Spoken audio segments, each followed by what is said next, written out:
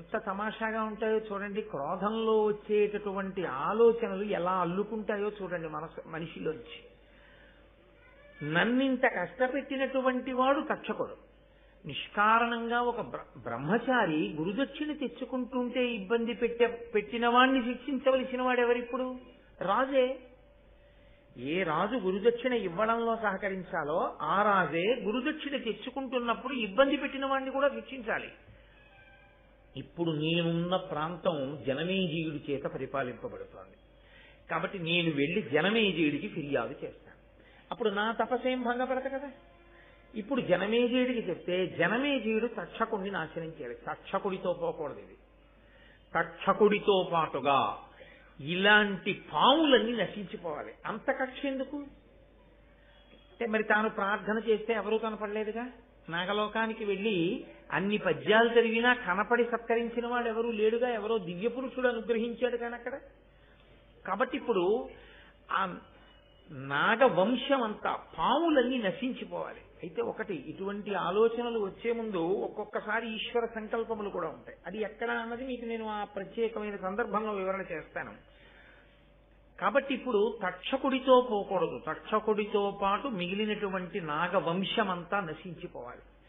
దీనికి నేను జనమేజయుడి దగ్గరికి వెళ్లి ఆయన యొక్క మనసు పాములన్నింటినీ కూడా నశింపచేసే విధంగా ఆయన మనసులో ప్రచోదనం కలిగేటట్టు మాట్లాడతాను.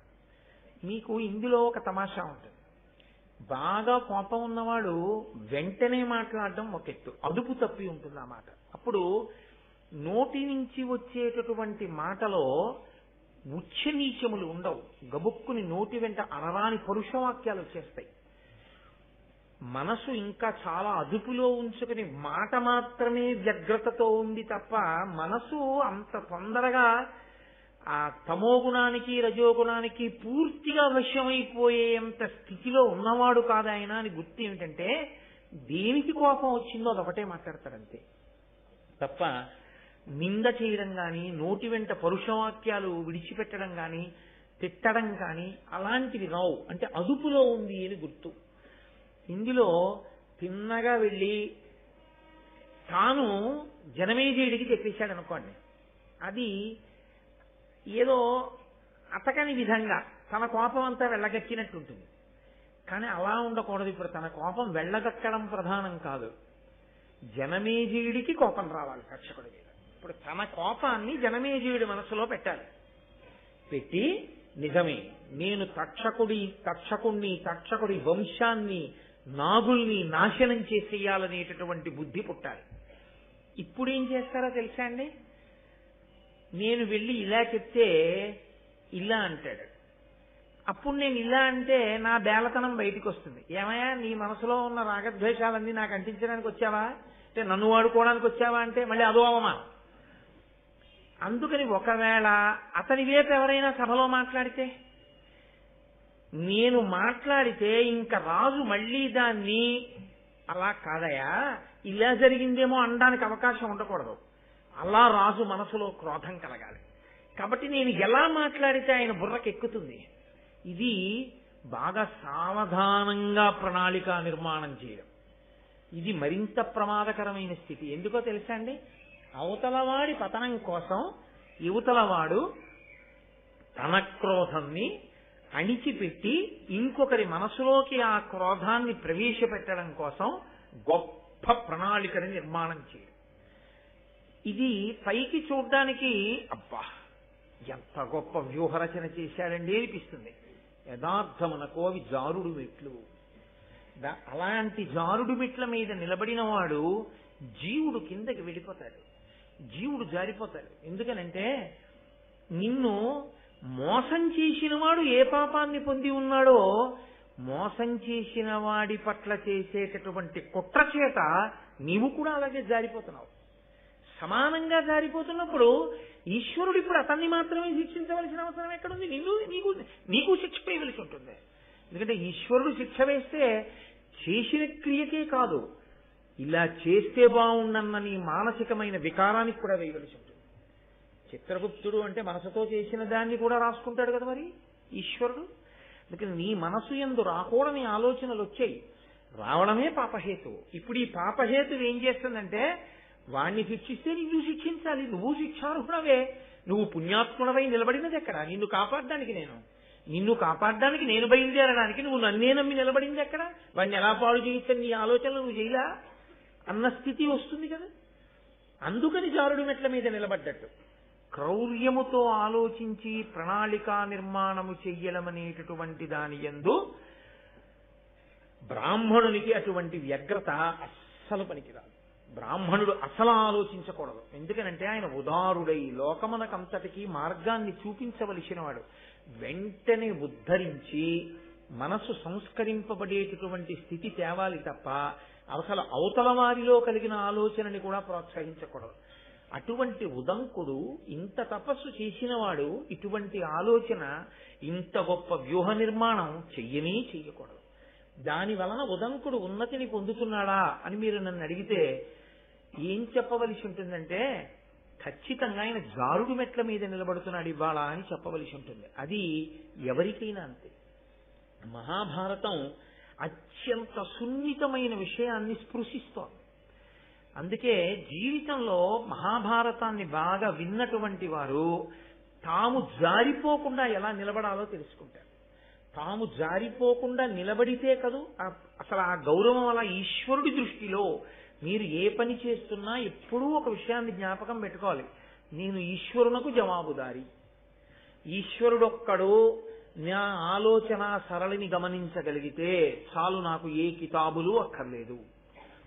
ఈశ్వరుడి దృష్టిలో నేను దోషినైన నాడు లోకమంతా పొగిడినా నే చేసిన నేరాన్ని నుంచి నేను తప్పించుకోవడం సాధ్యం కాదు. ఇదొక్కటి పరిశీలన అలవాటు అయిపోయింది అనుకోండి, మీరు తొందరపడి అధర్మం వైపుకు వెళ్ళలేరు. మీరు ఈశ్వరుణ్ణే గట్టిగా పట్టుకుని ఉంటారు. మీకు ఎక్కువ బాధ కలిగితే దాన్ని ఈశ్వరుడికే వెళ్ళి చెప్పడం అలవాటైంది అనుకోండి, ఈశ్వరుడి కాళ్ళు పట్టుకోవడమే అలవాటైంది అనుకోండి, ఈశ్వరుడికి మీరు విడిచిపెడితే ఆయనకి తెలుసు ఎలా బుద్ధి చెప్పాలో, ఆయనకి తెలుసు మిమ్మల్ని ఎలా రక్షించాలో, మిమ్మల్ని ఎలా కాపాడాలో. అనవసరంగా మనం ప్రణాళికలు వేసేసి మనం జారిపోవడం ఈ జన్మతో పోదు. ఈ క్రోధం జీవుణ్ణి పట్టు కూర్చుందంటే ఎన్ని జన్మల వరకైనా వెళుతుంది. ఇది ఎక్కడి వరకు వెళ్ళిందో తెలుసా అండి? ఇక్కడ మొదలుపెట్టిన కథ ఉదంకుడి మనసులో కృతయుగంలో వచ్చిన ఆలోచన కలియుగం వరకు నడిచింది. దాని ప్రభావం ఒక్క మాట ప్రభావం కృతయుగంలో జనమేజయుడి దగ్గర, కృతయుగంలో ఆనాడు కద్రువ ఇచ్చినటువంటి శాప ప్రభావం కలియుగంలో ఫలించడానికి ఈయన మాట్లాడిన మాట కారణమైంది. అంటే దైవము యొక్క శాసనము అమలు కావడానికి ఇవాళ ఉదంకుడు పనికొచ్చాడు. ఎందుకు పనికొచ్చాడు? రజోగుణ ప్రకోపం ఉండిపోబట్టి పనికొచ్చాడు. అది లేకపోతే ఇతన్ని సాధనం చేసుకోరు, ఇతనికి ఆ అపవాదు వచ్చే అవకాశం ఉండదు.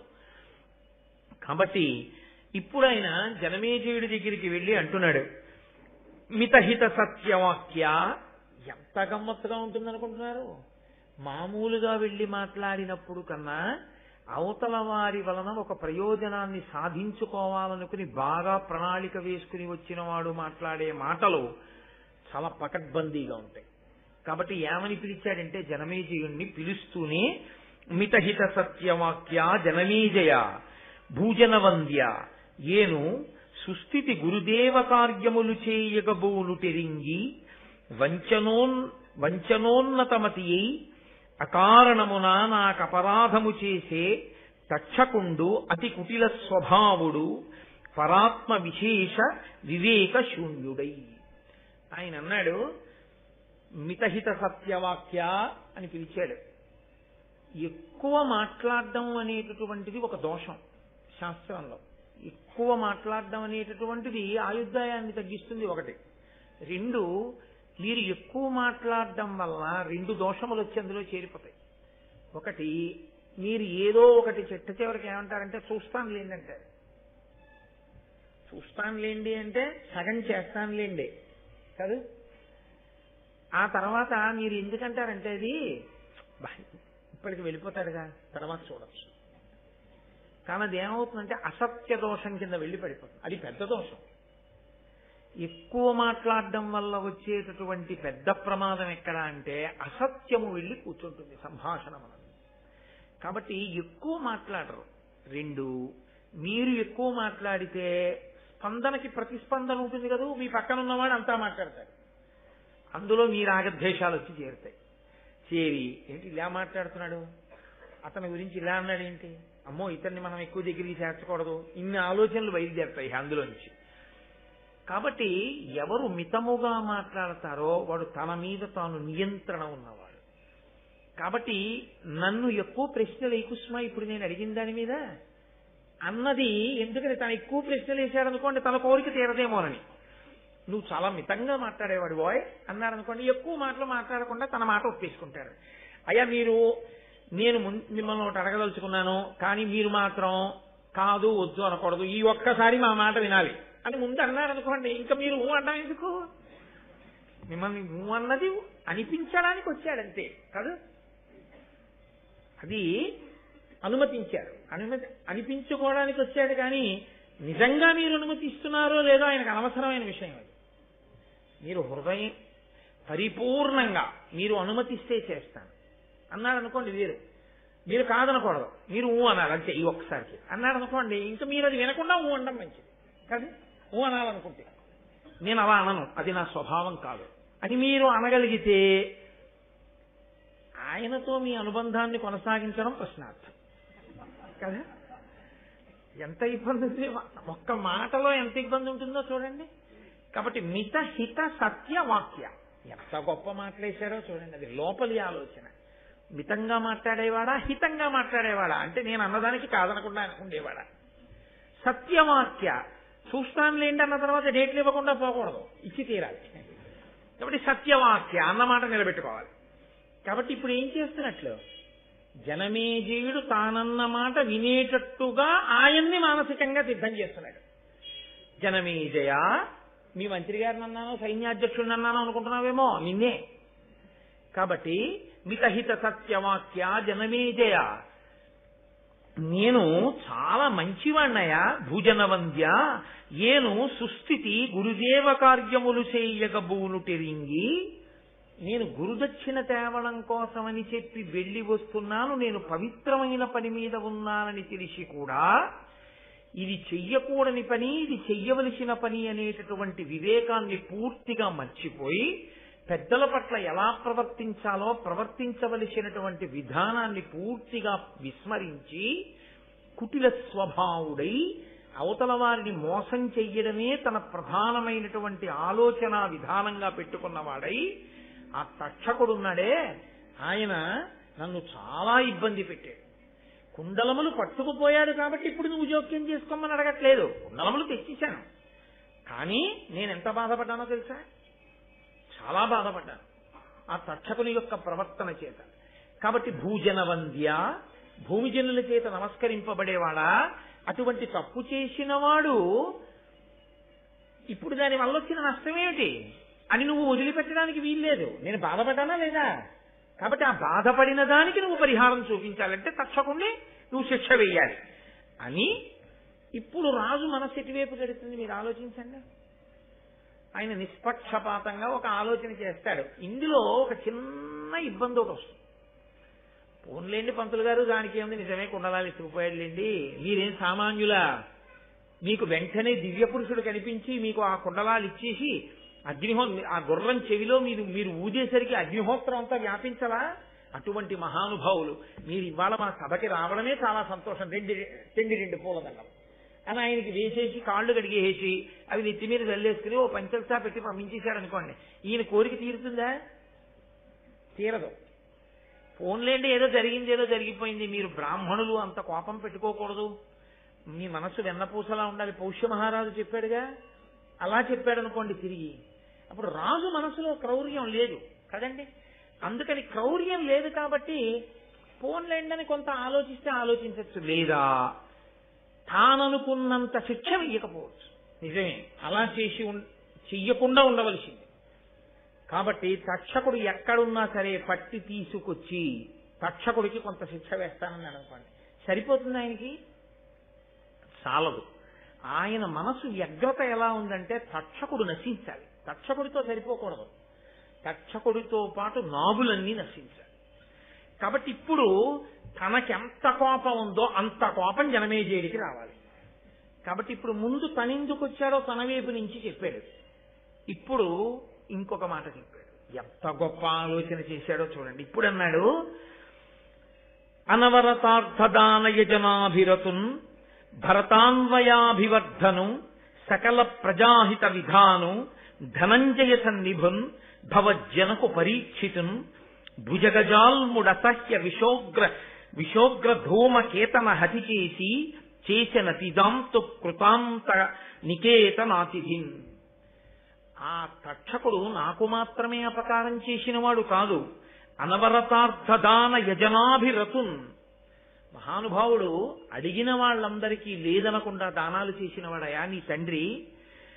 భరతాన్వయాభివర్ధను, భరత వంశాన్నంతటినీ కూడా పెంచినవాడు, గొప్పగా వంశాన్ని పెంచినవాడు, సాక్షాత్తు నీకు తండ్రి. సకల ప్రజాహిత విధానం, సకల ప్రజల యొక్క హితమును కోరి పరిపాలన చేసినటువంటి వాడు. ధనంజయ సంధిభున్, అర్జునుడితో సమానమైన వాడు. భవజ్జనకు, ఇక్కడ తీసుకొచ్చి పెట్టాడు మాట. ఇంత పొగిడి ఎవరనుకుంటున్నావు? భవజ్జనకు నీ తండ్రి పరీక్షిత్ మహారాజుని ఆ తక్షకుడు ఏం చేశాడో తెలుసా? భయంకరమైనటువంటి తన యొక్క విషము అనబడేటటువంటి అగ్ని జ్వాలల చేత దహించి యమధర్మరాజు సదనానికి అతిథిగా పంపించాడు. లేకపోతే నీ తండ్రి ఇంకా ఎంతకాలం రాజ్యం చేయవలసింది? మీ తండ్రిని పొట్టన పెట్టుకున్నవాడు ఆ తక్షకుడే. ఈ మాట అనేసరికి ఎంత కాదన్నా జనమేజయుడిలో తాను కోరిన ప్రతిస్పందన వస్తుంది కదండి. ఇది ఆయన ఆలోచన. మా నాన్నని చంపేశాడు కదూ. తక్షకుడు ఎందుకు చంపాడు? ఒక బ్రాహ్మణ వాక్కు కొరకు చంపాడు. శృంగి అనబడేటటువంటి మహర్షి కుమారుడు ఒకడు శపించాడు, నేటికి 7వ రోజు లోపల నువ్వు తక్షకుని యొక్క విషము చేత మరణిస్తావు అని శాపవాక్కు విడిచిపెట్టాడు. ఆ శాపవాక్కు నిజమవ్వాలి కాబట్టి తక్షకుడు వచ్చి చంపాడు. దాన్ని ఎంత చమత్కారంగా చెప్పాడో చూడండి ఆయన. అంటే ఏదైనా సరే అవతల వారికి కోపం తెప్పించేటట్టుగా మాట్లాడగలిగినటువంటి ప్రజ్ఞ. వాక్కు ఎంత దూరం వెడుతుందో, వాక్కు ఎంత శక్తివంతమైందో చెప్తున్నారు. ప్రహ్లదుడైన అతను కాదనకిట్టిపాటి అపకారము తక్షకుడేక విప్ర సంబోధన చేసే నృపపుంగవ, నీవు అనేక భూసురాపాదిత సర్పయాగమున భస్మము చేయుము తక్షకాదికాకోదర సంహతిన్ హుత మహోగ్ర సమగ్ర శిఖాశయంబులన్.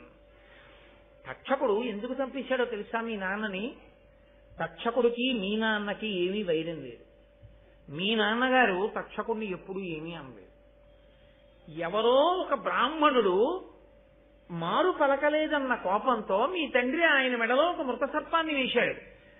తండ్రి మెడలో మృత సర్పాన్ని వేశాడన్న మాటకి కోపం వచ్చి ఆ ముని యొక్క కుమారుడు నేటికి 7వ రోజు లోపల నువ్వు తక్షకుడి వలన మరణిస్తా అన్నాడు. అంటే ఇప్పుడు తక్షకుడికి 2 మార్గాలున్నాయి. ఒకటి శృంగి మాటకి చంపేయడం, 2 శృంగి మాటకి చంపకపోవడం. ఎందుకు చంపకుండా ఉండొచ్చు? మీ నాన్న ఎంత గొప్పవాడో ఇందాక చెప్పే కదా, ఇక్కడ చెప్పలేదు, ముందే చెప్పాడు పద్యంలో. అర్జునుడితో సమానుడు, లోకమునంతటినీ కూడా అంత గొప్పగా పరిపాలించినవాడు, నిరంతరము పరమభక్తితో యజ్ఞయాగాది క్రతువులు చేసినవాడు, దాన ధర్మములు చేసినవాడు. అటువంటి వాణ్ణి ఒక బ్రాహ్మణుడు తక్షకుడు చంపుతాడు అన్నాడని వెళ్ళి చంపేశాడు తప్ప, ఆ బ్రాహ్మణుడి దగ్గరికి వెళ్ళి మధ్యలో నేనా దొరికాను నీకు, నే చంపుతానని శాపవాక్యెందుకు విడిచిపెట్టావు? నేనెందుకు చంపాలి పరీక్షిత్తుని? పరీక్షిత్తు లాంటి ప్రభువు శరీరం విడిచిపెడితే ఈ లోకాన్ని రక్షించడానికి మళ్ళీ అటువంటి ధర్మాత్ముడు ఎక్కడి నుంచి వస్తాడు? ఎందుకంత తీవ్రమైన వాక్కు విడిచిపెట్టావు? నేను నీ మాట వినను, నేను కరవను. అలా కరవకుండా ఉన్నందుకు నాకు కూడా శాపవాక్కు ఇస్తావా? ఇస్తే ధర్మం కోసం నేను కూడా శరీరం వదిలిపెడతాను తప్ప నేను ప్రభువుని చంపను అనగలిగాడా తక్షకుడు? ఇప్పుడు క్రోధం ఎవరిలో పెడుతోంది? ఒక ఇంజెక్షన్ పట్టుకుని అవతల వారిలోకి ఎక్కించినట్లు తనలో ఉన్న క్రోధం ఏ స్థాయిలో ఉందో అంత స్థాయిలో ఆయనలోకి పంపిస్తున్నాడు. ఇప్పుడు పరిష్కారం కూడా చెప్పేశాడు. ఇంకా మళ్ళీ ప్రత్యేకంగా దీనికి నేనేం చెయ్యాలని ఆలోచన రావక్కర్లేదు జనమేజయుడికి. ఎంత గొప్పగా చెప్పాడో చూడండి. నృపపుంగవ నీవు అనేక భూసురాపాదిత సర్పయాగమున భస్మము చేయుము తక్షకాదికాకోదర సంహతిన్ హుతమహోగ్ర సమగ్ర శకాతయంబులన్. ఒక బ్రాహ్మణుడన్న మాటకి తక్షకుడు చంపేశాడు మీ నాన్నని. నువ్వు చాలా మంది ఋత్విక్కుల్ని తీసుకురా, కూర్చోబెట్టు. వాళ్ళందరూ కలిసి ఒక్కొక్క పాము పేరు చెప్పి స్వాహ అంటారు. ఆ పాము పడిపోవలసిందే. ఒక బ్రాహ్మణుడి మాటకి తక్షకుడు వెళ్ళి మీ నాన్నని చంపేయచ్చు, ఆ బ్రాహ్మణుడి మాటకి పావులు వచ్చి అగ్నిలో పడక్కర్లా? మీ నాన్న విషయంలో ఓ నీతి, బ్రాహ్మణులు వచ్చి చెప్పిన తర్వాత ఈ పావుల విషయంలో ఒక నీత, వాళ్ళని వచ్చి పడిపోం మనం. చిట్ట చివర తక్షకాయ స్వాహ అనమను, తక్షకుడు కూడా వచ్చి అగ్నిలో పడిపోతాడు. అప్పుడు నువ్వు పీటల మీద కూర్చుని, ఏమయ్యా బ్రాహ్మణ వాక్కుకి మా నాన్నని చంపావుగా, బ్రాహ్మణ వాక్కుకి నువ్వు చావు అను. నీ పగ తీరుతుంది రాజా. తండ్రిని చంపినవాడు హాయిగా అక్కడ తిరుగుతూ ఇంకా లోకాన్ని నాలాంటి బ్రహ్మచారుల్ని ఇబ్బంది పెడుతుంటే నువ్వు ఇక్కడ చూస్తూ కూర్చున్నావా? కాబట్టి సర్పయాగం చెయ్యి, ఋత్విక్కుల్ని పిలిపించి స్వాహాకారంతో పావులన్నిటిని పడగొట్ట అగ్నిహోత్రంలో.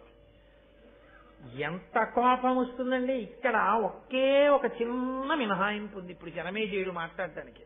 ఎందుకని? నృపాలక అన్నాడు కదా భూమిని పరిపాలించేవాడు రాజు. ఆయన ఒక మాట అనొచ్చు, నిజమేనయ్యా చంపవలసిందే తక్షకుణ్ణి. తక్షకాయ స్వాహాని యాగమన్నా చేయిస్తాను, తక్షకుణ్ణి చంపడానికి నేనన్నా పెడతాను. తక్షకుడు మా నాన్నని చంపితే పావులన్నింటినీ నేను ఎందుకయ్యా చంపడం? అవేం చేశాయి? అవేం చంపలేదుగా మా నాన్నని, అవేమి మా నాన్నకి ద్రోహం చేయలేదుగా, నీకు వాళ్ళెవరు ద్రోహం చేయలేదుగా, మరి వాళ్ళందరినీ ఎందుకు చంపడం? తక్షకుడు జోలికి పెడతానులే అన్నాడు అనుకోండి. తాను నాగలోకానికి వెళ్లి ప్రార్థన చేసినప్పుడు వాళ్ళెవ్వరూ తనకి పలకలేదన్న కోపం ఎలా పోతుంది? మీరు లోకంలో ఒక గమ్మత్తు ఉంటుంది చూడండి. ఆయనకి చెప్పానండి, ఆయన వినలేదు. వాళ్ళ అన్నయ్యకి చెప్పాను, వాళ్ళ అన్నయ్య వినలేదు. వాళ్ళ తమ్ముడికి చెప్పాను, వాళ్ళ తమ్ముడికి వినలేదు. వాళ్ళందరూ నశించుకోవాలండి అంటాడు. ఎందుకని? తనకి అసలు ఎవరు చెయ్యాలో వాడు చేయడం కాదు, తను ఎవరెవరికి చెప్పాడో వాళ్ళు ఎవరూ వినలేదు తనమాట. అందరి మీద కోపమే. కాబట్టి ఇప్పుడు ఇంత కోపం అవతల వాళ్ళకి వెళ్ళాలి, వాళ్ళందరినీ కూడా చంపేయడానికి. నిజమే, ఎందుకు చేయకూడదు యాగం? పాములన్నింటినీ చంపేయాలి అన్న ఆలోచన రావాలంటే అసలు ఆ మాట అడగకూడదు జనమేజయుడు. అడగకుండా తను జవాబు చెప్పాలి. మితహిత సత్యవాక్య. ఇంకా మళ్ళీ అనుమానాలు రాకూడదు జనమేజయుడికి, ఇంతకన్నా ప్రశ్నలు వేయకూడదు అనిపించాలి.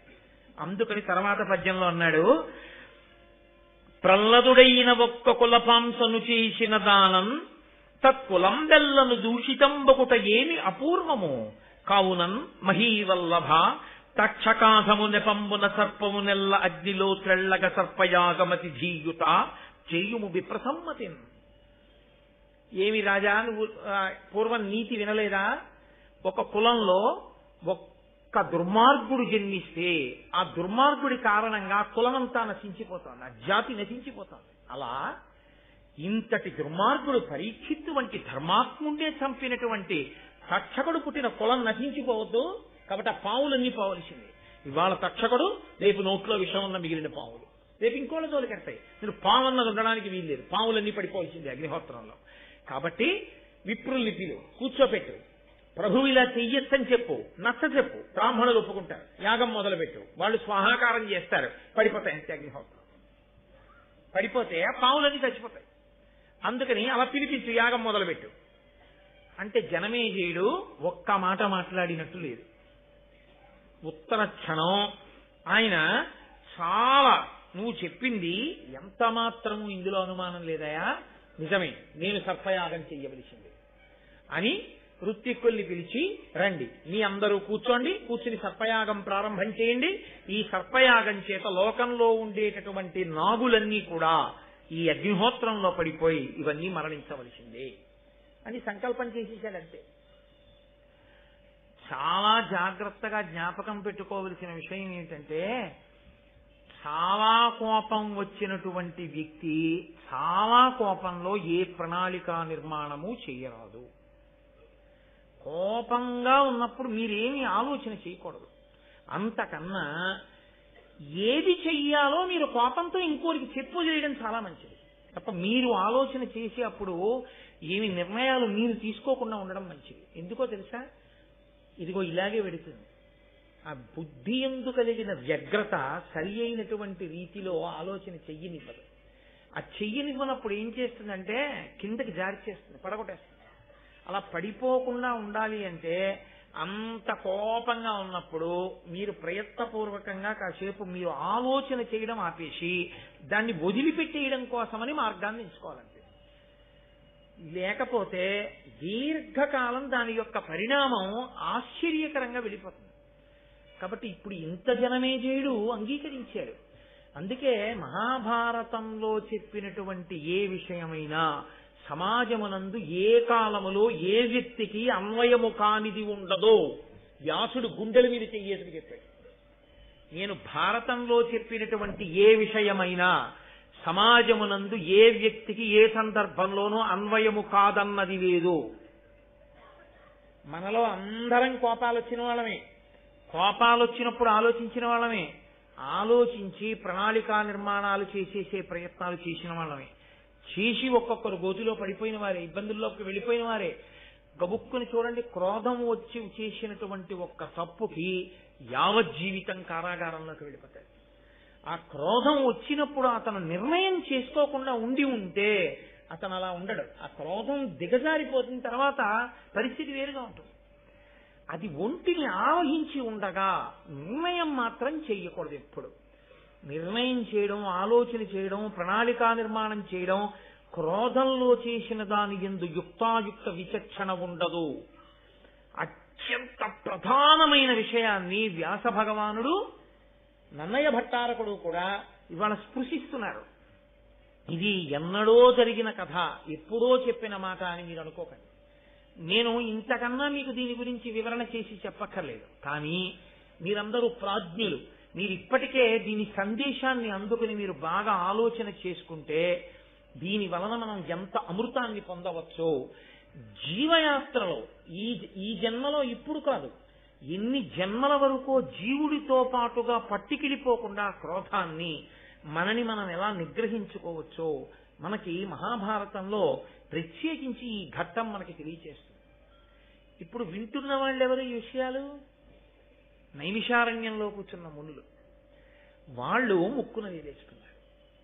అన్న ఎంత మాటయా, జనమేజయుడు సర్పయాగం మొదలుపెట్టాడా, అందులోకి వచ్చి పావులన్నీ పడిపోతాయా, పావులన్నీ కాలిపోతాయా? అగ్నిహోత్రుడికి ఒక లక్షణం ఉంది, ఆయన హవ్యవాహనుడు కదండి. ఆయనలో ఏదైనా వేస్తే, వైదికంగా మంత్రం చెప్పి బ్రాహ్మణులు వేస్తే దేని కొరకు పుచ్చుకుంటాడంటే దేవతలకి పట్టుకెళ్ళి ఇవ్వడానికి పుచ్చుకుంటాడు. ఆయన హవ్యవాహనుడు అని పేరు ఆయనకి. హవ్యం కాని కవ్యం కాని, పితృదేవతలకు ఇస్తే కవ్యం అంటారు, దేవతలకు ఇస్తే హవ్యం అంటారు. ఈ రెండిటినీ అగ్నిహోత్రంలో వేసి వాళ్ళకి అందజేయవయా అంటే వాళ్ళకి పట్టుకెళ్ళి ఆయన అందించేస్తాడు. అగ్నిహోత్రుడి ముఖంగా విడితే ఎంగిలి కాదు, పవిత్రం అవుతుంది. మరి ఇప్పుడు అగ్నిహోత్రుడు తాను తినకుండా అది పట్టుకుని వెళ్ళి కదా దేవతలకు ఇస్తాడు. మరి ఇప్పుడు సర్పయాగంలో పడినటువంటి పావుల్ని ఎవరికి పట్టుకెళ్ళి ఇవ్వడానికి? ఎవరికీ పట్టుకెళ్ళి ఇవ్వడానికి కాదు. ఏం చేయడానికి? అగ్ని కాల్చాలి వాటిని. ఇప్పుడు ఆ పావులన్నీ పడిపోతుంటే విషంతో అసలు పావుకి అగ్ని అంటే భయం. అది మంత్రము యొక్క కట్టు చేత గిలగిల తన్నుకుంటూ వచ్చి పడిపోతుంది అగ్నిగుండంలో. పడిపోతే అగ్ని కీరలతో అది కాల్చాలి. అది అగ్నిహోత్రుడు తిరస్కరించడా? నేను ఇదేమిటయా ఇలాంటి పనులు నాకప్ప చెప్పారు మీరు? మంత్రంతో హవ్యం ఇవ్వండి పట్టుకెడతాను దేవతలకి, కవ్యం ఇవ్వండి పట్టుకెడతాను పితృదేవతలకి. ఇదెక్కడి ప్రారంభం? మీరు మంత్రం చెప్పి పావుల్ని తీసుకొచ్చి నాలో బారేస్తే నాకు కాల్సిన అదే పనిగా ఇక్కడ కూర్చుని ఒకటా రెండా ఎన్ని పావులు, ఎన్ని రంగుల పావులు, ఎన్ని తెల్ల పావులు ఎదర చూతురు కానీ ఒక్క కద్రో కొడుకుల పేర్లే అంత విచిత్రంగా ఉంటాయి.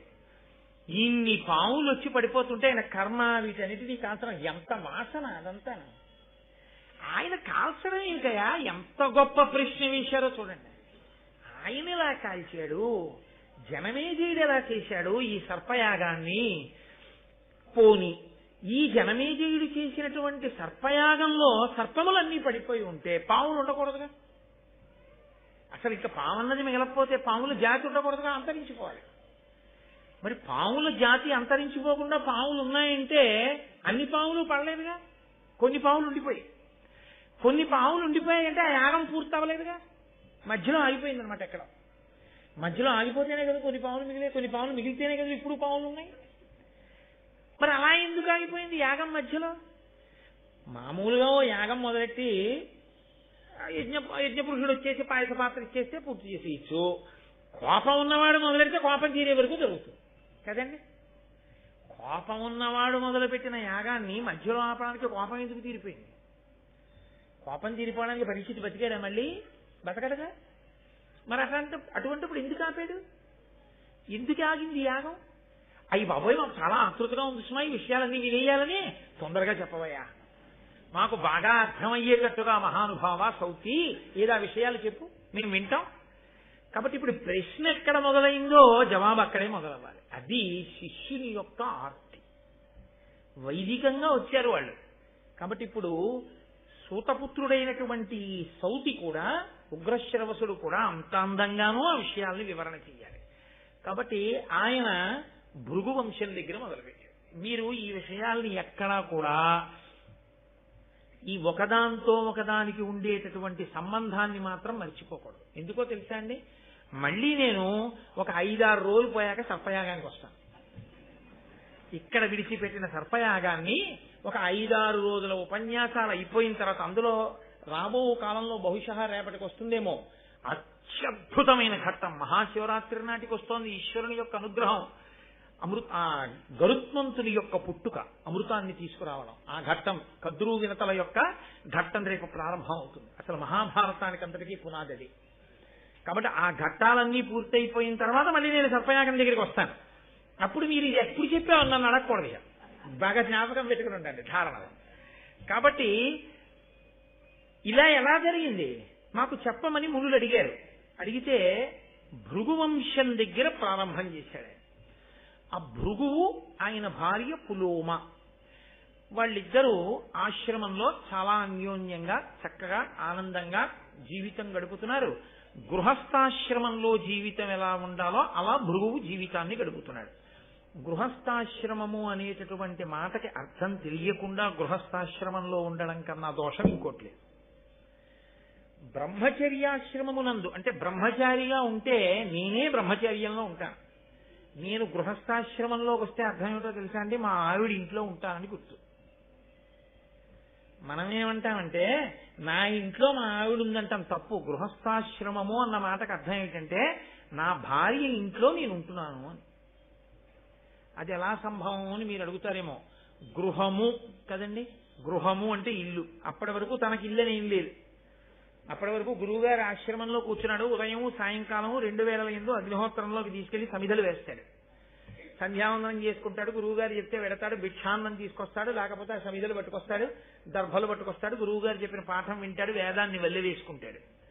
గృహస్థాశ్రమ ప్రవేశమునందు ఏమవుతుందంటే చాలా నియమాలు వదిలిపెట్టేస్తాడు.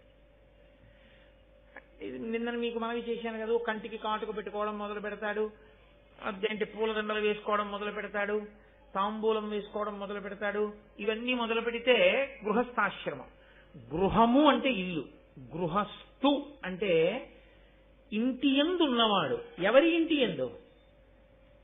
గృహిణి, ఆవిడిది పేరు. ఈయన గృహస్థు అంటే గృహమునందు ఉన్నవాడు. గృహిణి, గృహము తనదిగా కలది. ఇల్లు ఎవరిది? ఆవిడిది. నేను ఆఫీస్కి వెళ్ళి ఉద్యోగం చేసి జీతం ఇవ్వగానే, నేను ఇలా తీసుకోగానే వేదాంతమునందు అది ఎవరితో తెలుసా అండి? మా ఆవిడిది. మా ఆవిడిదంటే నా విషయమే అనుకోకండి, మీ అందరి విషయంలో. వేదం మనందరికీ ప్రమాణమే. అలాగే వ్యాపారం చేసి డబ్బట్టుకొచ్చాడు, ఆయనది కాదు, ఆవిడిది. ఆవిడికి తెలియదండి, ఆవిడికి తెలియకుండా నేను బ్యాంకులో వేసి వచ్చానండి. ఆవిడికి తెలియకపోవచ్చు, వేదాంతంలో ఆవిడిదే డబ్బు. ఆయనెవరు? ఆవిడిదైన ఐశ్వర్యం దగ్గరికి వెళ్ళి ఈయన కూర్చున్నాడు ఆ ఇంట్లో. ఆవిడ కూర్చొని ఇచ్చింది. రామయ్య కూర్చో, ఒప్పుకుంటున్నానంది. అందుకే ఆడపిల్ల ఎప్పటికీ తండ్రిదే. చతుర్థీ విభక్తి వేసి కన్యాదానం చేయరు. ఆడపిల్ల గురించి మాట్లాడే అధికారం తండ్రికి ఎప్పుడు ఉంటుంది. అందుకే ఉభయ వంశాల్ని తరింపచేస్తుంది. ఆడపిల్ల ఇంట్లో ఆయన ఉన్నాడు, అల్లుడు గారు ఉన్నాడు తప్ప, అల్లుడు గారింట్లో అమ్మాయి ఉంది అని వేదాంతంలో చెప్తే తప్పది. నా కూతురు విషయమైనా అంతే, నీ కూతురు విషయమైనా అంతే. మీ అమ్మాయి ఇంట్లో అల్లుడు ఉన్నాడు, మా అల్లుడింట్లో మా అమ్మాయి లేదు. ఐశ్వర్యం అంతా నా కూతురు. నా కూతురి ఐశ్వర్యాన్ని నా అల్లుడు అనుభవిస్తున్నాడు అంతే. నా విషయమైనా అంతే. నా భార్య ఐశ్వర్యాన్ని నేను అనుభవిస్తున్నాను.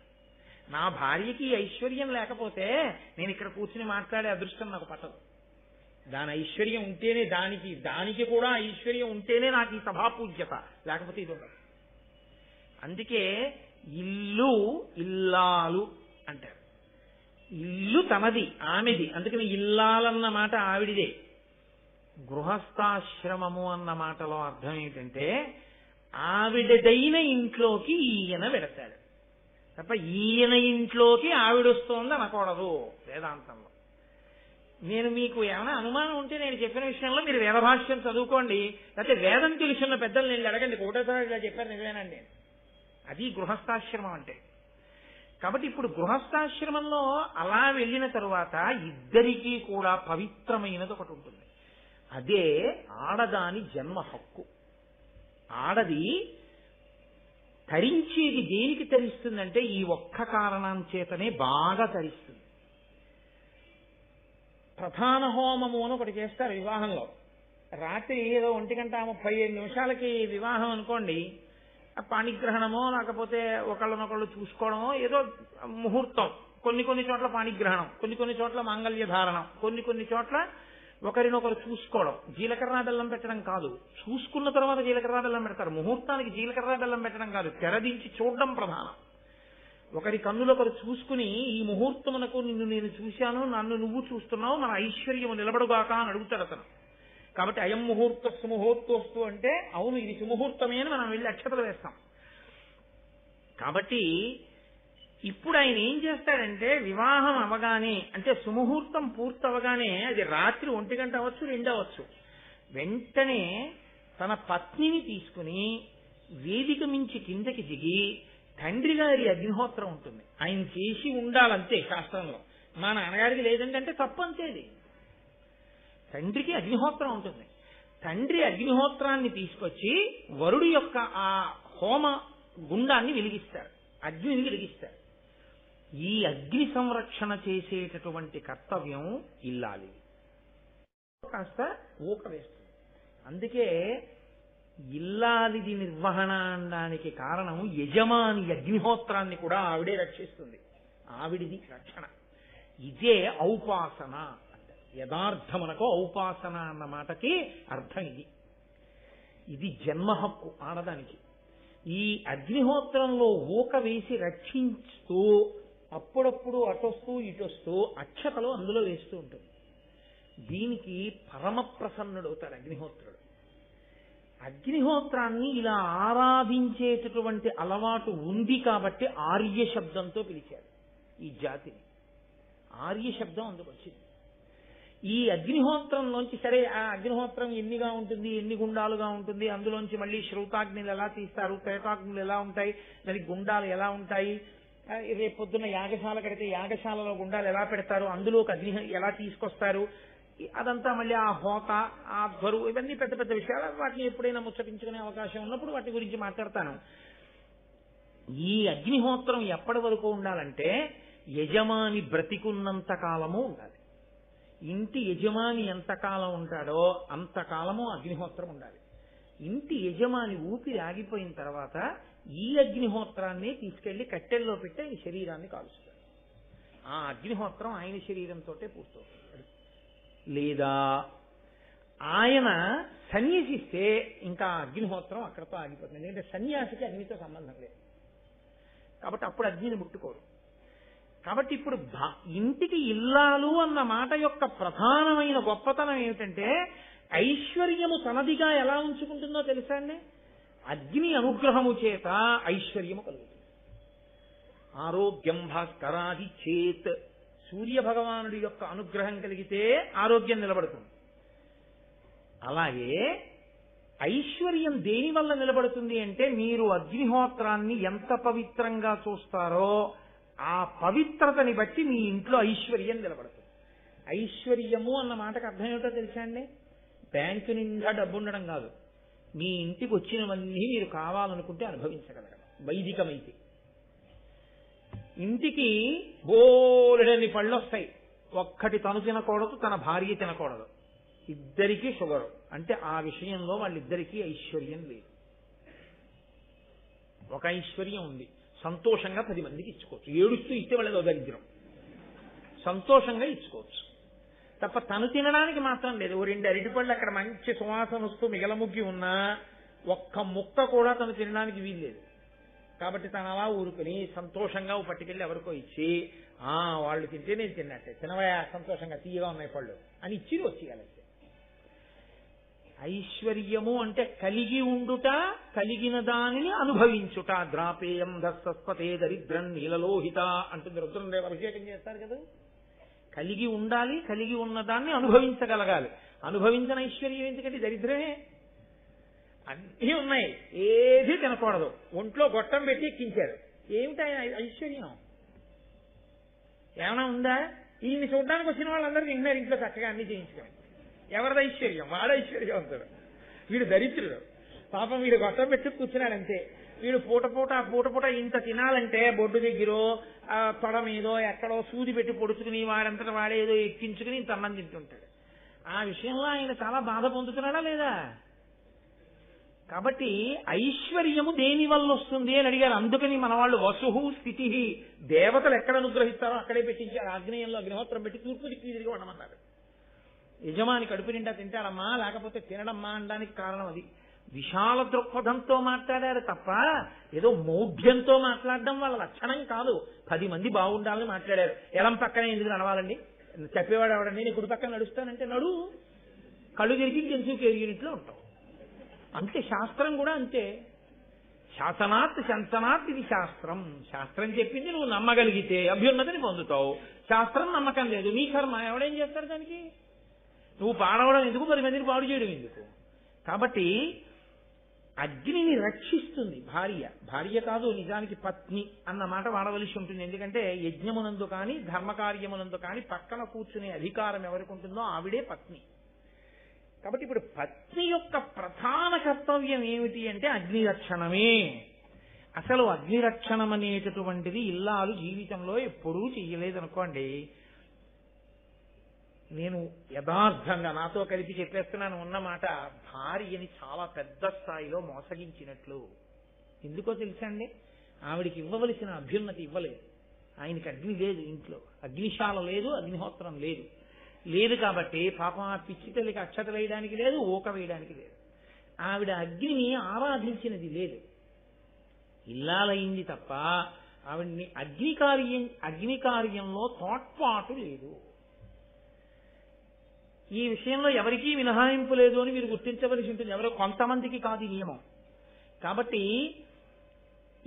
నేను అందుకే మీతో మనవి చేసింది, నన్నయ్య గారు ఆంధ్రీకరించారు, వ్యాసుల వారు రాశారంటే ఇంతంత చిన్న విషయాలు అక్కర్లేక రాయరు వాళ్ళు ఏమీ.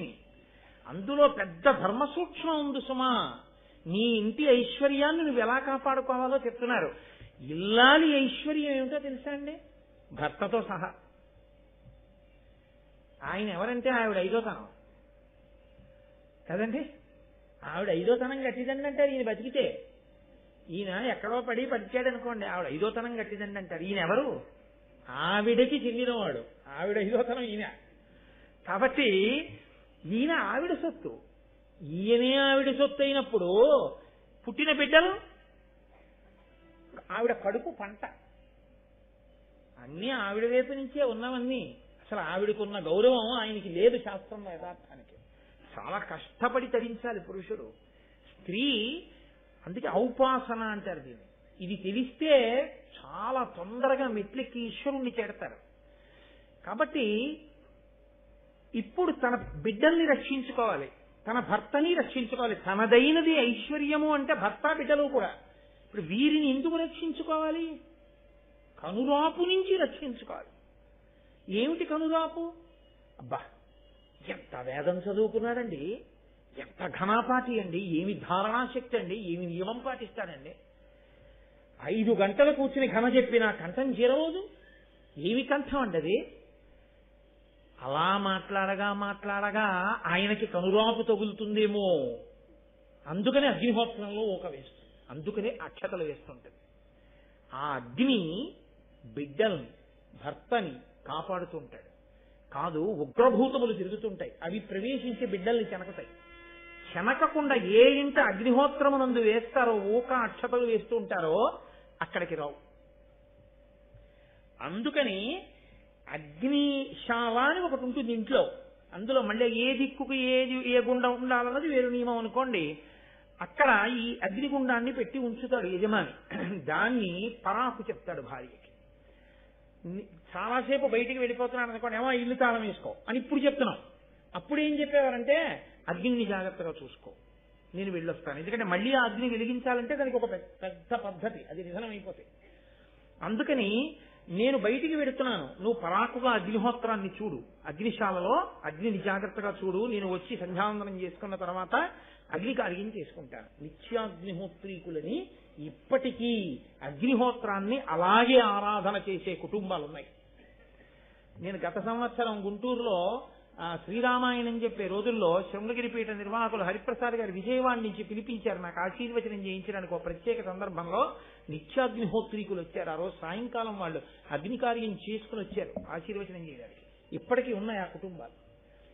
ఎప్పుడైనా కనీసంలో కనీసం చూసి దర్శనం చేసి పొంగిపోదాం అనుకుంటే 5 బస్సులు వేసుకెళ్ళిపోతే అసహ్యంగా ఉంటుంది, కానీ 5 వెళ్ళి చూడడానికి బాగుంటుంది.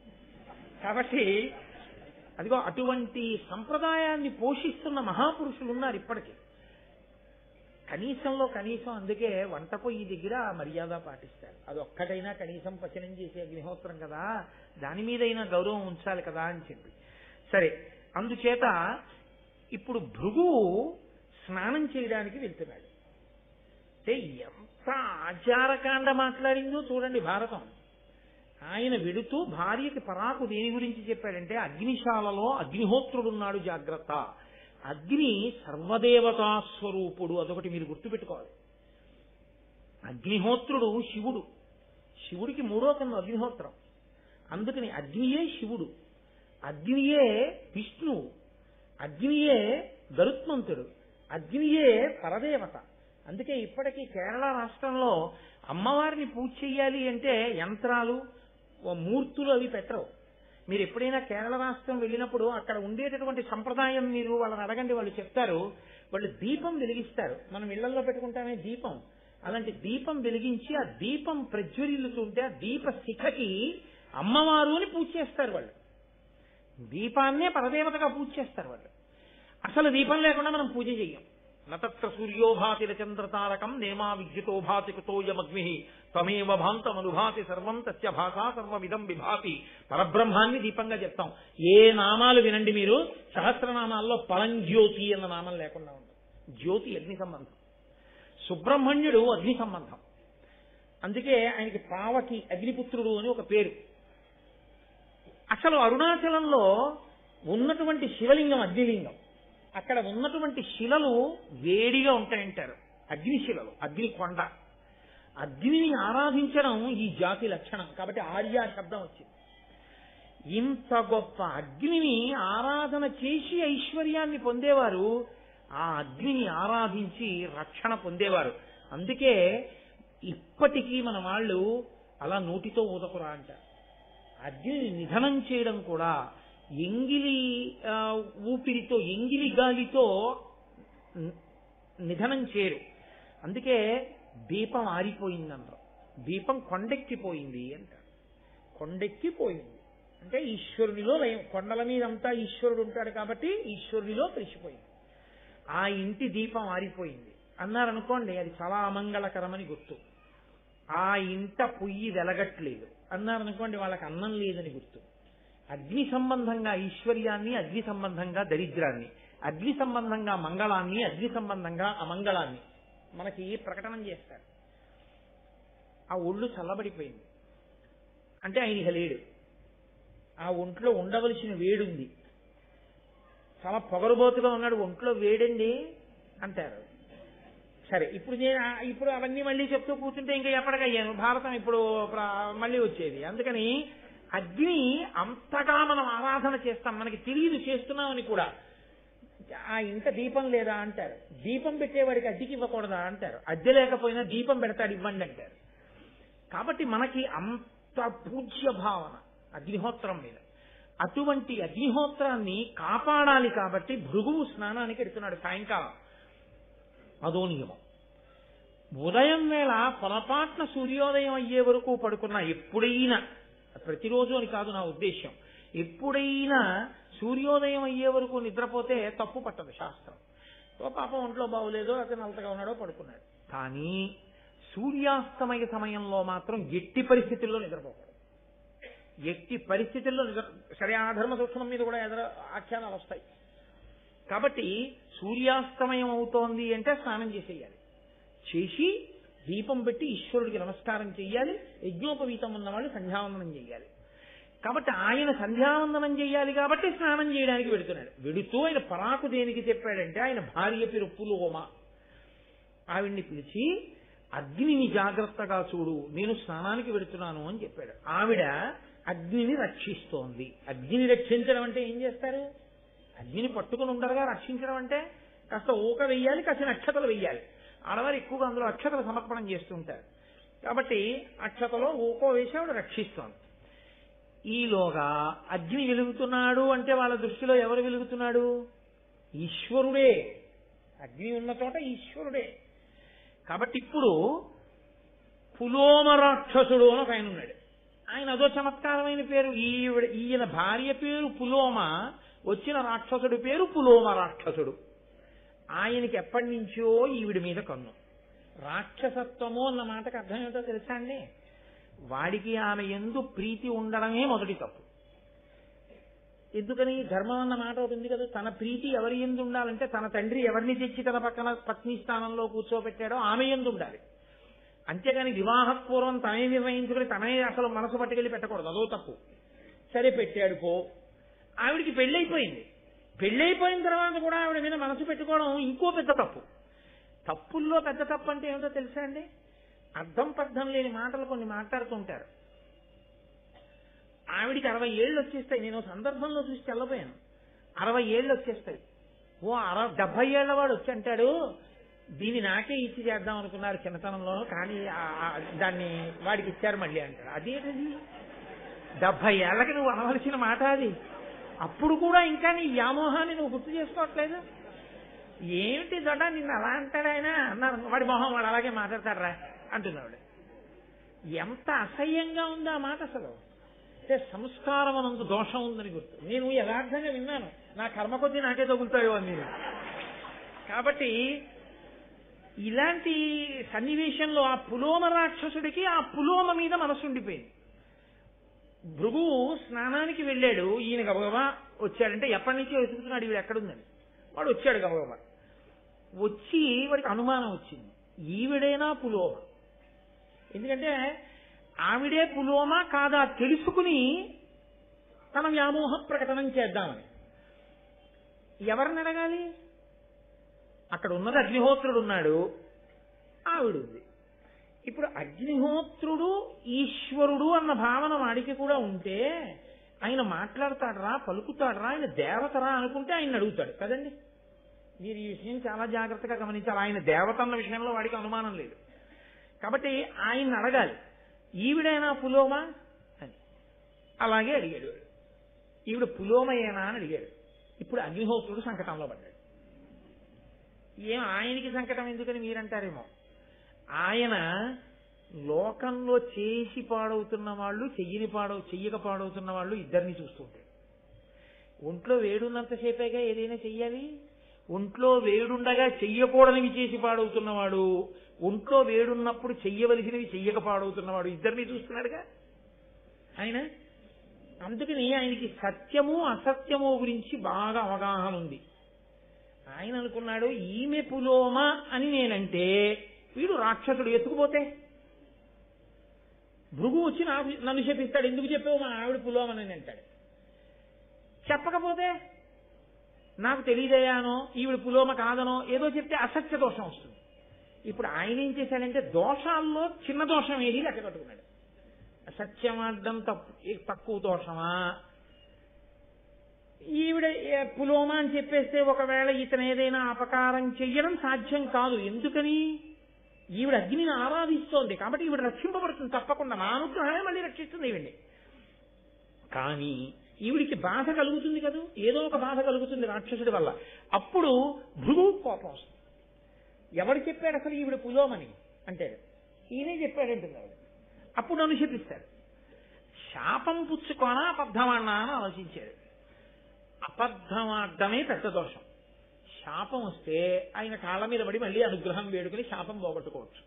కాబట్టి నేను సత్యమే మాట్లాడతాను అన్నాడు. అంటే మాట మాట్లాడేటప్పుడు సత్యాసత్యముల గురించి ఎంత పరిశీలన ఉండేదో మీరు చూడండి. సరే, ఇందులో మళ్ళీ చిన్న దోషం వచ్చింది, నేను మీకు వివరణ చేస్తాను ఆ విశేషాన్ని. ఆయన ఈమెయే పులోమ అని అనగానే ఆ రాక్షసుడు అన్నాడు, అసలు ఈవిడికి పెళ్ళవక ముందు ఎప్పుడో ఈవిడిని నేనే చేసుకుందాం అనుకున్నాను, ఇదిగో ఈ భృగు చేసేసుకున్నాడు. అసలు ఇంకో విచిత్రం తెలుసా, ఆవిడ పేరు నా పేరు ఒకటే. అదో విచిత్రంగా ఉంటుంది లోకంలో. ఏమిటో అలా పేర్లన్నీ ఒక్కలా పెడితే అందరూ ఒక్కలా అయిపోతారా? మా స్నేహితుడు ఉండేవాడు చిన్నతనంలో, అప్పాజీ, దాదాజీ, నేతాజీ, బాలాజీ, శివాజీ అనే 5 అన్నదమ్ములకి పేర్లు ఏమిటో అలా జీతో ఉండేవి. అలా అదో సంతోషం, కొంతమంది అలా పెట్టుకుంటూ ఉంటారు. అలా నా పేరు పులోమ రాక్షసుడు, ఈవిడ పేరు పులోమ. పెళ్లికి ముందు ఈవిడిని నేను చేసుకుందాం అనుకున్నాను, భృగు చేసుకున్నాడు. అయితేనే తప్పే వచ్చింది, ఇదే పట్టుకుపోతానని ఎత్తుకుపోతాడు. ఎత్తుకుపోయేటప్పుడు తేలిగ్గా ఉంటుందని వాడు పంది రూపం తీసుకుని ఆవిడ ఎత్తుకుపోతాడు. ఆవిడ కన్నీటి ధారతో ఏడుస్తూ ఉండగా, భర్త కోసం అరుస్తూ ఉండగా ఎత్తుకుపోయాడు. ఆవిడ్ని చాలా దూరం ఎత్తుకుపోతుంటే ఆవిడ నిండు గర్భిణి. ఆవిడ గర్భంలోంచి ఆ పంది ఎత్తుకుపోతున్న కుదుపులకి ఒక పిల్లవాడు జారి కింద పడిపోయాడు. ఆ కింద జారి పడిపోయాడు కాబట్టి ఆ పిల్లవాడికి చ్యవనుడు అని పేరు. ఆ కింద పడిపోయిన పిల్లవాడు పరమతేజోస్వరూపుడై ప్రళయకాలపు అగ్నిహోత్రం ఎలా ఉంటుందో అలా ఎవడురా మా అమ్మకు అపరాధం చేసిన వాడు అని చూశాడు పులోమ రాక్షసుని వంట. వెంటనే వాడు బూడిదైపోయాడు. ఈవిడ పిల్లవాడిని సంకనేసుకుని మళ్ళీ అంత దూరం నుంచి నడుచుకుంటూ ఇంటికి వచ్చింది. ఈలోగా ఈవిడ ఎత్తుకుపోతున్నప్పుడు ఏడిచింది కదూ. మహాపతివ్రత కంటి వెంట పడినటువంటి నీటి బిందువులు ఒక పెద్ద నదిగా మారిపోయి ప్రవహించాయి. అదే సామాన్యమైనటువంటి విషయమా? ఇప్పుడు ఈ నది ఒక పతివ్రత కంటి ధార చేత వచ్చిందని దీనికి పేరెవరు పెట్టాలన్నారు. అయ్యి బాబాయ్ మనకి ఎందుకంటే బ్రహ్మగారిని అడిగారు. ఆయన అన్నాడు దీనికి వధూసరా అని నామకరణం చేస్తున్నాను అన్నాడు. ఆ నదికి వధూసరా అని పేరు. ఇప్పుడు అంటే ఒక ఒడ్డు గింజ బోలెడ ఒక్క కంకులో ఇన్ని ధాన్యం ఇచ్చినట్టు మహాపతివ్రతల శోక ఒక్క సీతమ్మ తల్లి కంటి నిప్పు కణిక నీటి బిందువు లంకని కాల్చలేదండి. దాని శక్తి అలా ఉంటుంది. ఇప్పుడు ఆవిడ తిరిగి వచ్చింది, స్నానం చేసి భృగు వచ్చాడు. భృగు స్నానానికి వెళ్ళి వచ్చే లోపల ఎలరంతా అయిపోయింది. ఇప్పుడు ఆవిడ సంకన బిడ్డను పట్టుకుని ఇంచింది, ఏడుస్తూ ఉంది, డచ్చిపోయింది. ఎర్రగా పిల్లాడున్నాడు. ఈ బిడ్డడు ఎవరన్నాడు? శవనుడు మన కొడుకి. ఎప్పుడు పుట్టాడన్నాడు? ఇప్పుడే పందెత్తుకుపోతుంటే దారి పడ్డాడన్నాడు. పందెత్తుకుపోవడం ఏమిటి అన్నాడు. అంటే ఇదిగో పులోమ రాక్షసుడు అన్నవాడు వచ్చాడు, ఈమె పులోమయేనా అని అడిగాడు. అడిగితే ఈమెయే పులోమ అని తెలియగానే నన్ను ఎత్తుకుపోయాడు. ఈ పిల్లవాడు జారి పడ్డాడు, పడుతూనే కోపంగా చూశాడు, వాడు బూడిదైపోయాడు. ఆ పిల్లవాడి తేజస్సు అటువంటిది, అగ్నిని ఆరాధించినటువంటి ఫలితం. కాబట్టి ఆ పిల్లవాడి చేత రక్షింపబడ్డాను. ఇదిగో పిల్లాడిని ఎత్తుకొచ్చానయ్యా అది. చాలా సంతోషించాడు. అసలు నువ్వు పులోమ అని చెప్పిన వాడెవరు అని. ఈయనే అగ్నిహోత్రుడిని తెలిసింది. వెంటనే ఆయన అగ్నివంక చూసన్నాడు. రోజు నేతన్నం హవిస్సులు ఇస్తుంటే చక్కగా అక్షతలు ఊక ఇలాంటివి వేసి రక్షిస్తుంటే అన్నీ తిని నీకు కొవ్వు పట్టి ఇలాంటి మాటలు చెప్పావు కాబట్టి అన్నీ తినడం నీకు అలవాటు దాకా అన్నాడు. అన్నీ తింటావు ఇవాళ నుంచి, అది ఇది కాదు ఏదైనా తినేస్తాం అనేటప్పటికి ఇప్పుడు ఆయన అడిగిపోయాడు. ఎక్కడ కూడా నన్ను ఏదో శాపం ఇస్తాడని నేను అనుకున్నాను, అన్నీ తినేయమన్నాడు నన్ను. ఇప్పుడు కాబట్టి ఇప్పుడు తినకూడదు అన్నది ఏం లేవు నా దగ్గర. అన్నీ తినడం అంటే ఎంత బాధాకరమైన విషయం అండి. శవం దగ్గర నుంచి ఆయనలో పడయ్యాలే కానీ ఆయన కాల్సనిది అన్నది ఉండకూడదు లోపల. అన్నీ తినాలి. అన్నీ తినడం అనేటటువంటి విషయం అంత తేలికని మీరు అనుకోకండి. మనమే ఒక వంకాయనే ఇంకోలా వండితే అలా వండితే నేను తిన్నాను. అలాంటిది అగ్నిహోత్రుడు అన్నీ తినే, పైగా ఆయన సద్బ్రాహ్మణుడు. మీరు ఎప్పుడైనా అగ్నిహోత్రుని యొక్క మూర్తిని చూశారో లేదో నాకు తెలియదు. ఆయన చాలా చమత్కారంగా ఉంటాడు. 7 నాలుకలతో ఉంటాడు. సప్తజిహ్వ అని 7 నాలుకలు, 2 తలలు, 6 చేతులు, అందులో పట్టుకునే ఆయుధాలు, పొట్టిగా ఉంటాడు, లావుగా ఉంటాడు, యజ్ఞోపవీతం వేసుకుంటాడు, శృక్కు స్రవం ఇవన్నీ పట్టుకుంటాడు. బ్రాహ్మణుడు. ఆయన మూర్తి ఎప్పుడన్నా మీరు చూశారో లేదో చాలా గొప్పగా ఉంటాడు అగ్నిహోత్రుడు. వైదిక సంస్కృతికి చిహ్నం కింద ఉంటాడు ఆయన. అటువంటి అగ్నిహోత్రుడు అన్నీ తినేయడం అంటే సర్వభక్షకుడు అవడం అంటే బాధాకరం కదండి. ఆయన వెంటనే భృగువు వంక చూసి అన్నాడు, నేను ఇవ్వగలను శాపం. ఎందుకు ఇవ్వాలో తెలుసా నీకు శాపం? ఒక కారణానికి ఇవ్వాలన్నాడు. ఇక్కడ ఎన్ని చమత్కారాలు అనుకుంటున్నారు? ఎవరి ధర్మం వాళ్ళది. అసలు భృగువు ఎందుకు ఇవ్వాలి శాపం? తన భార్య ఎవరో అడిగితే సత్యం చెప్పినందుకు శాపం ఇస్తాడా? కాదు.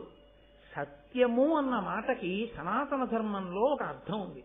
సత్యము అంటే నిజము పల్కుట అని కాదు. అలా చెప్పే మిగిలిన విశ్వాసములలో చాలా ఇబ్బందులు వచ్చాయి. ఇప్పుడు నేను దాని గురించి మాట్లాడను. కానీ సత్యము చెప్పుట అంటే కేవలము నిజము చెప్పుట అని అర్థం కాదు. సత్యము చెప్పుట అన్న మాటకు అర్థం తెలుసా అండి? సత్యం బ్రూయాత్ ప్రియం బ్రూయాత్ న బ్రూయాత్ సత్యమప్రియం. మనుష్య సహజమైనటువంటి ప్రేమ చేత అత్యంత అమాయకంగా భయంతో ఉన్నటువంటి ఒక ప్రాణి యొక్క గౌరవాన్ని కానీ, ప్రాణికి కలగబోయే దుఃఖాన్ని కానీ, ప్రాణికి కలగబోయేటటువంటి ఇబ్బందిని కానీ దృష్టిలో పెట్టుకుని రక్షించుట కొరకు ఆ సమయంలో నిజానికి బదులు అబద్ధం చెప్పిన శాస్త్రం దాన్ని సత్యంగానే చేసుకుంటుంది. అంటే మాకేమీ సరిగా అర్థం కాలేదు నీ మాట ఏమిటో అని మీరు అంటారు. నేను మీకు ఒక ఉదాహరణ చెప్పాలి అంటే, నేను ఒక అరుగు మీద కూర్చున్నాను అనుకోండి, ఒక గోవు పరిగెత్తుకుంటూ అలా వెళ్ళిపోయి మా ఇంటి పెరట్లోకి వెళ్ళిపోయి బిక్కు బిక్కు బిక్కు బిక్కుమంటూ ఆవుల మందలో కలిసిపోయి ఎక్కడో గడ్డివాం సాటికి వెళ్ళి నిలబడింది. అటుగా ఆవుని పట్టుకుని చంపేద్దామనుకున్నటువంటి కషాయి వాళ్ళు వచ్చారు. పంతులు గారు, ఆవు ఏదైనా ఇలా వెళ్ళిందా అని అడిగారు. ఇప్పుడు ఆవు ఇలా వెళ్ళింది అన్నీ సత్యం చెప్పాను అనుకోండి, వాళ్ళు ఆవుని తీసుకెళ్ళిపోయి చంపేస్తారు. ఒక గోవు ప్రాణములు నిలబెట్టడమా, ఒక అబద్ధమాడి గోవు ప్రాణం నిలబెట్టడమా అన్న విషయంలో గోవు ఇలా వెళ్ళలేదు అని నేను చూసి కూడా చెప్పాను అనుకోండి, అప్పుడు నేను అబద్ధమాడాను అన్న దోషాన్ని నా ఖాతాలో వెయ్యరు అని వేదన చెప్తాను.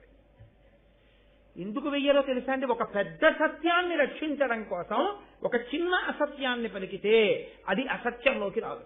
కానీ అలాగని అన్వయం చేసేసుకుని అన్ని ధర్మం అని చెప్పి అసత్యాలు ఆడకూడదు.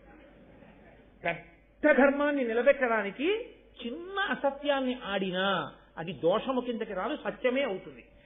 అయినప్పుడు ఈమె పులోమా అని చెప్తే నిండు గర్భిణి అయినటువంటి ఆవిడ్ని రాక్షసుడు అపహరించి తీసుకెడితే భర్త భృగువు దగ్గర లేడు, ఎంత ఉపద్రవం వస్తుంది ఆవిడికి. అప్పుడు అగ్నిహోత్రుడు చెప్పవలసింది సత్యమా, ఈమె పులోమ కాదు అని ఒక మాట చెప్తే, ఒక స్త్రీ భృగువు యొక్క భార్య మహాపతివ్రత నిండు చూలాలు, ఆమె మానాన్ని గౌరవాన్ని రక్షించినటువంటి ప్రయోజనం చేత అగ్నిహోత్రుడు సత్యమే పలికినవాడై ఉండేవాడు. అగ్నిహోత్రుడు సత్యము పలుకుతున్నాను అనుకుని సత్యము యొక్క పరిధిని దాటిపోయాడు. అది అక్కడ ధార్మికమైనటువంటి దోషం. అందుకు ఇచ్చాడు శాపవాక్కు.